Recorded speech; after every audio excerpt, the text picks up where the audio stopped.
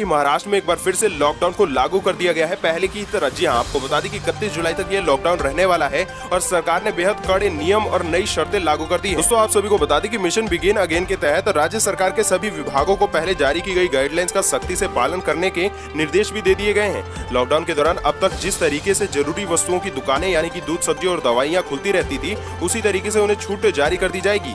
Odd even में दूसरी दुकानों को भी खोला जा सकता है। दफ्तरों में सीमित संख्या में कर्मचारियों की उपस्थिति होगी और स्थानीय परिस्थितियों के मुताबिक संबंधित जिला कलेक्टर, म्युनिसिपल कॉर्पोरेशन के कमिश्नर जरूरी प्रतिबंध को लागू कर सकते हैं। वायरस के प्रसार को रोकने के लिए ये बेहद अहम कदम माना जा रहा है। तो सरकार का बेहद बड़ा फैसला आ चुका है। जैसा कि हमने बताया था कि टिकटॉक समेत 59 चाइनीज ऐप्स को बैन कर दिया गया। तो दोस्तों, हम आप सभी से भी रिक्वेस्ट करेंगे कि अगर आप भी इन सारी चाइनीज ऐप्स का प्रयोग करते हैं तो जल्द से जल्द इन्हें अनइंस्टॉल मारें और दूसरे लोगों को भी अनइंस्टॉल करने के लिए कहें, ताकि ये सारी चाइनीज ऐप्स आपके मोबाइल से भी डिलीट हो सके, क्योंकि ये सारी चाइनीज ऐप्स जो है वो आपका डेटा चाइना में भेज देते हैं।